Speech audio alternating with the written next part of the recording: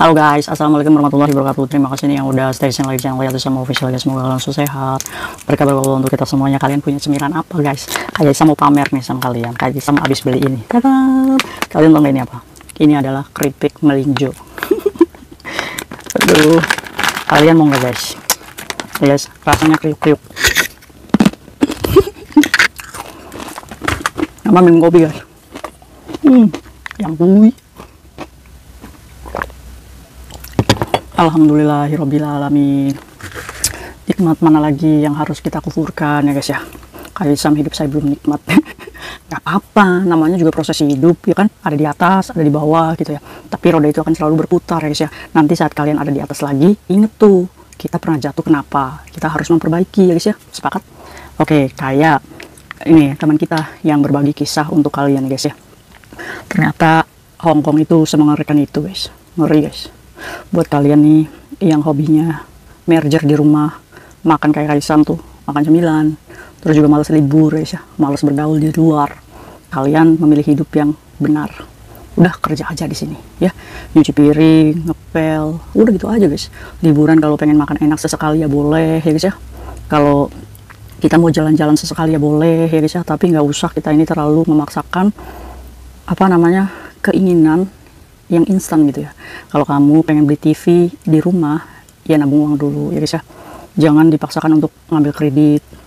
Atau kamu pengen beli handphone yang bagus, kamu juga harus saving duit dulu ya guys ya. Jangan memaksakan untuk kredit, apalagi sampai jaminannya itu paspor hanya untuk mendapatkan smartphone ya guys ya. Ya tapi kan kak enak kak kalau kita kredit handphone bagus, kita bisa selfie tuh. Jadi orang-orang tuh pada tahu tuh kalau hidup kita di Hongkong tuh nggak mengenaskan banget gitu. Untuk apa guys? Pengakuan orang nggak ada untungnya ya. Mau kita baik di mata orang juga tetap salah, apalagi kita salah ya guys ya. Udahlah, nggak usah ngeladenin apa namanya omongan tetangga gitu ya guys ya.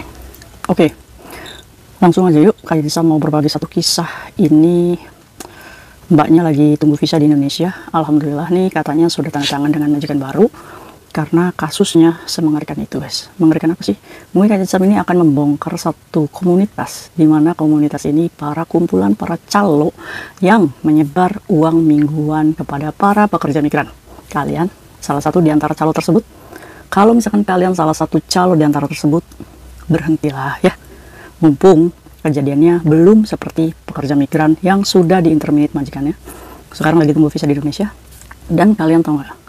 Komunitas ini ternyata the gang ya guys ya. Kayak mafia kayak gitu guys. Oke, diselusuri jadi pekerja migran ini kita sebut aja Mbak Delima. Nah, Mbak Delima ini gabung sama komunitas calo yang menyebarkan uang mingguan ke kalian. Ini belum lama guys, belum setahun. Nah tapi Mbak Delima ini termasuknya orang yang pinter marketing itu guys. Jadi apa ngerayu-ngerayu kalian buat utang tuh. Pinter nih Mbak Delima nih guys ya. Tapi Mbak Delima ini bukan modalnya sendiri, jadi dia adalah orang ketiga yang diberikan modal dari orang kedua. Orang keduanya pekerja migran lagi. Iya, apakah dia punya majikan? Punya. Dia kerja part time, biasanya dia kerja part time di bank-bank kecil. Apakah bank-bank kecil itu menerima part time kak orang Indonesia? Ya jelas. Gimana bank kecil itu mau mempromosikan banknya kalau dia nggak mempekerjakan teman-teman kita yang tahu nih seluk-beluknya kita, yang bisa berkomunikasi kita untuk mengajak kita untuk berhutang guys ya. Siapa dia? Ya banyak, ya kan? Kita introspeksi diri aja. Nah, jadi Mbak Delima ini kenal nih sama pihak yang kedua yang biasa part time di bank kecil. Tapi pihak kedua ini punya bos lagi guys. Yang pertama ini, pihak pertama yang punya modal. Apakah dia orang Hongkong kak? Apakah dia orang lokal? Bukan. Ternyata pemilik modalnya adalah anak luaran. Dimana anak ini posisinya entah itu overstay atau paperan, tapi dia pemilik uang yang disebar ke kalian. Pinter nggak? Ya pinter. Iya kan? Dia nggak usah kerja, dia mematuhi aturan Hongkong, nggak usah kerja, uang ngalir terus. Ayo, kalian kerja untuk saya. Saya mau senang-senang aja di Hongkong. Saya mau makan pizza, mau makan apapun, bisa. Karena apa? Karena kalian yang bekerja di majikan, saya yang asik enjoy hidup di Hongkong. Mau sampai kapan? Kalian membantu kehidupan anak-anak overstay di luar sana. Apakah kalian rela? Ya teruskan saja kalau kalian rela. Oke, Jadi pihak pertama ini adalah anak luaran. Ya taruhlah dia punya uang mungkin 40.000 dolar Hongkong. Dia memberikan kepercayaan nih pihak pertama. Sok kamu sebarin. Pihak pertama karena dia juga part-time di bank kecil. Jadi dia nggak ada waktu juga nih buat nyari nasabah. Akhirnya kenal tuh sama Mbak Delima. Delima, kamu kan pintar ngomong nih, pintar marketing. Saya kasih modal kamu deh 5.000. Pertama modalnya itu 5.000 guys. Mbak Delima ini ya karena dia ini diberi modal, ya nggak ada salahnya dong, namanya juga usaha ya kan. Nah dari 5.000 itu kembali ke pihak pertama itu 6.000 guys dalam waktu 1 minggu. Berarti dari situ yang 1.000 itu untungnya 200 dolar, ya sama dong ya kayak rentenir-rentenir di luar sana. Akhirnya fee-nya Mbak Delima dari mana? Fee-nya nanti guys, kalau penyetoran 6.000 itu full, nanti Mbak Delima ini dapat komisi. Nah disebar tuh 1.000, kamu mau hutang nggak 1.000 nih, nggak ada jaminan.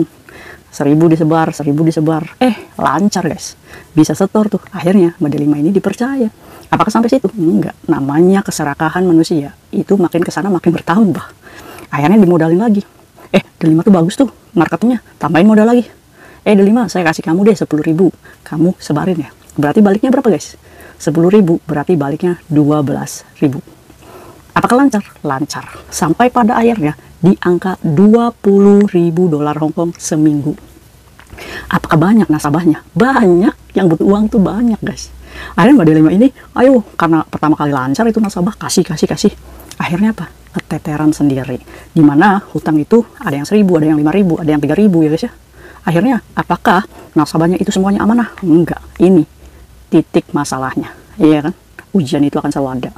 Kita nggak pernah berpikir, yang kita tahu semuanya bayar. Ya enggak lah ya guys ya. Manusia itu rambut boleh sama hitam, hati nggak ada yang tahu. Ujian kapanpun nggak ada yang tahu. Musibah kapanpun nggak ada yang tahu. Makanya kita jangan selalu menganggap hidup itu gampang gitu. Gampang, nanti juga balik, ya kan? Nah, celakanya Mbak Delima ini kan nggak menarik jaminan dari peminjamnya gitu guys. Jadi akhirnya apa? Akhirnya 1 minggu udah mau penyetoran tuh. Harusnya Mbak Delima ini setor berapa? Tadi kan yang 10.000 kan setornya 12.000. Berarti yang 20.000 itu setornya 24.000. Iya kan? Nah, tapi Mbak Delima ini cuma bisa mengembalikan 14.000 aja guys. Berarti kurangnya berapa? Berarti kurangnya 6.000 dong, ya kan? Oke, apakah Mbak Delima ini menutup dari uangnya pribadi? Enggak. Tipikal Mbak Delima ini nggak mau menutup dari uangnya. Orang saya kerja kok, toh uangnya juga nggak dimakan sama saya. Saya nyebar uang itu, ya tunggulah sampai mereka kembali gitu. Akhirnya yang pihak pertama ini ditekan nih sama anak overstay ini. Nggak mau tahu nih, harus setor nih, harus kembali nih semuanya. Akhirnya apa guys? Akhirnya Mbak Delima jadi buronan. Jadi konflik di antara calonnya sendiri nih guys ya. Terus yang peminjamnya gimana? Yang nggak tahu tuh pada kabur. Ya kan? Apalagi nggak ada jaminan. Akhirnya Mbak Delima ini dalam masalah, dimana uang yang harusnya kurangnya 6.000 itu kan sama bunga kan, jadi kurangnya itu sekitar 10 ribuan. Jadi akhirnya Mbak Delima nggak bisa bayar. Tapi Mbak Delima ini berkomitmen nih sama pihak pertamanya, ngomong kayak gini, tunggu ya, saya ini akan narik ini dari nasabah-nasabah. Nanti kalau misalkan mereka bayar, saya pasti akan setor ke kamu. Tapi nggak mau tahu yang namanya bos ini guys. Yang nggak mau tahu dong, kalau kamu nggak setor, saya mau makan apa gitu. Saya mau hewan-hewan pakai duit siapa gitu, iya kan? Akhirnya guys, dari 10.000 ini pada awalnya sih bosnya nih sama pihak pertama nih nggak tahu alamatnya Mbak Delima di mana. Nomor teleponnya juga nggak tahu. Tiba-tiba majikannya Mbak Delima ini di chat guys sama ini nih komplotan mafianya. Ngomong, kalau Cece kamu itu punya hutang sama saya 10.000 dan tidak ada itikat baik. Akhirnya majikannya Mbak Delima ini, kamu punya hutang? Enggak kok. Akhirnya dijelaskan lah kayak gini. Dan pada akhirnya majikan itu ngomong, kalau misalkan ini memang bukan masalah kamu, yang penting dia jangan naik ke rumah saya. Akhirnya Mbak Delima ini ngomong nih sama yang punya modalnya, kok kamu chat majikan saya sih? Apa-apaan, kan saya bilang saya akan tanggung jawab. Kayak gitu guys. Dan tahu nggak siapa yang membocorkan identitasnya Mbak Delima? Ternyata dari bank yang part-time itu guys. Nah di situ Mbak Delima itu pernah pinjam di bank kecil tersebut, sehingga mendapatkan data dari bank kecil tersebut. Dan ada tuh yang pihak pertamanya kan part-time tuh di bank tersebut guys. Akhirnya apa? Akhirnya dicat lagi tuh majikannya, kalau hari ini Cecemu nggak melunasi, saya akan naik bawa polisi. Majikannya ketakutan guys. Akhirnya pada pagi harinya nih Mbak Delima lagi sarapan. Kamu lagi sarapan ya? Ayo kamu beresin baju kamu. Kenapa Dadai? Udah ini untuk keselamatan kamu sendiri. Akhirnya majikannya ketakutan guys, menginterminate Mbak Delima, suruh pergi cepet-cepet dari rumahnya. Soalnya Mbak Delima ini lagi dicari nih sama mafia ini, gara-gara uang berapa? 10.000, yang uangnya gak dimakan sama Mbak Delima, tapi Mbak Delima utang-utangin ke orang. Ya, akhirnya guys, majikan itu saya antar deh ke agensi, karena majikan ini notabene baik loh. Akhirnya nih, ini uang untuk kamu, untuk cari majikan lagi ya guys ya. Dikasih tuh Mbak Delima, nanti uang intermediate dan lain-lainnya kita selesaikan di agensi. Akhirnya Mbak Delima ini dibawa nih ke agensi, udah diurus di situ, udah akhirnya putus kontrak tuh sama majikannya, karena majikannya diancam guys sama mafia ini. Akhirnya guys, Mbak Delima ini cabut berkas dari agen tersebut karena agennya nggak mau bantu. Akhirnya baru keluar dari agensi tersebut ada postingan nih di media sosial, tepatnya di grup majikan yang memviralkan Mbak Delima bahwa buat Lopan nih, jangan cari Cece ini, karena Cece ini banyak hutangnya di luar. Apalagi dia punya hutang sama saya sebesar 10.000 dan tidak ada etikat baik. Jadi, kalau misalkan Cece ini lagi cari majikan, tolong dipertimbangkan, jangan diterima. Kayak gitu guys. Udah mukanya Mbak Delima dipasang itu gede. Akhirnya Mbak Delima ini, kok muka saya udah diposting nih? Akhirnya guys, ya mau nggak mau, Mbak Delima ya berusaha untuk cari majikan. Dan pada akhirnya, tanda tangan kontrak tuh. Alhamdulillah guys, ya Allah masih nolong tuh Mbak Delima. Akhirnya guys, Mbak Delima ini proses tunggu visa di Indonesia. Mau terbangnya aja, ada foto guys. Orang tuanya di rumah, di foto ini sama mafia-mafia yang teman-teman kita ini yang jadi mafia. Dan ngomong nih sama Mbak Delima, kamu jangan main-main. Apa perlu saya sewa preman untuk ngabisin tuh orang tua kamu? Gara-gara uang 20 juta. Gila. Menakutkan gak sih guys hidup Hongkong kayak gitu? Kok kalian mau terlibat dengan sindikat seperti itu? Kayak Sam, hati-hati, nanti kayak Sam dibegal di jalan. Untung kayak Sam liburnya nggak hari Minggu. Aduh ya guys ya. Akhirnya ya semoga ya kayak Sam sehat, kalian juga sehat, selamat ya guys ya. Intinya apa yang kayak Sam bagi ke kalian supaya kalian lebih berhati-hati dan berpikir ulang untuk terjebak dalam satu kasus di mana yang kita ini bisa menghindar kok sebenarnya ya guys ya. Akhirnya gimana Kak Mbak Delima? Akhirnya Mbak Delima ini ya ada di Indonesia sekarang tunggu visa. Akhirnya dia mau berbagi kisah di mana dia ingin membongkar nih sindikat teman-teman kita yang sudah berubah menjadi monster, yang sudah berubah merekrut kalian sebagai calo. Jadi kayak ini mikirnya, kayak koperasi mingguan gitu guys. Sini masuk, saya modalin deh kalian buat ngutang-ngutangin ke teman-teman kita. Tapi resikonya kalian tanggung sendiri ya, kalau setorannya kurang, saya ancam kamu sampai di interminate di rumah majikan. Kan ngeri gak sih guys? Ngeri ya? Aduh. Kalau kayak Sam sih ya mau mau gajinya berapa tambahannya pun kayak Sam nggak mau deh ya. Mendingan kayak Sam itu minum kopi aja nih yang harganya $1 satu saset gitu. Nikmat, alhamdulillah, nggak ada beban, nggak ada tekanan, nggak ada ancaman ya guys ya. Mau makan keripik ya tinggal makan gitu ya. Terus kan gimana Mbak Delimanya? Ya Mbak Delima ini ya udah kesel ya guys ya. Orang dia udah mau nagihin tuh yang telat-telat gitu, tapi nggak dikasih kesempatan, ditekan sampai kehilangan pekerjaan. Nah, poinnya apa? Mbak Delima ini cerita ke Kak Sam untuk membagi kepada kalian supaya kalian jangan tergiur untuk part time di sebuah bank kecil milik orang Hongkong ya guys ya, atau apa yang menjanjikan untuk kasih fee kalian besar supaya mencari nasabah di luar. Jangan ya guys ya, karena resikonya apa? Saat kalian sudah terlibat dengan komplotan mereka, dimana saat kalian membuat kecewa, siap-siap pekerjaan kalian menjadi taruhannya, dimana ancaman bukan hanya milik kalian, keluarga kalian pun diancam. Ya guys, hanya karena 20 juta 10.000 orang berubah menjadi monster guys. Itu bedanya ya guys ya. Kalau orang yang nggak percaya sama Allah, 20 juta dia bisa membuat orang menjadi hancur sehancur-hancurnya, karena dia berpikir 20 juta itu adalah uang yang banyak. Tapi beda sama orang yang yakin sama Allah, pasti akan buat kalian yang ditipu-tipu nih, kan lebih tuh dari 20 juta, pasti akan berpikirnya, ya udahlah mungkin ini ujian saya, ya Allah semoga rezeki saya lebih dari ini, iya kan? Kalau kita percaya sama Allah, 20 juta, ya insya Allah lah, dari gaji kita juga bisa kan, iya kan? Nah itu ya guys ya bedanya monster sama manusia. Kalau kita jadi manusia aja ya, jangan ikutan jadi monster, oke?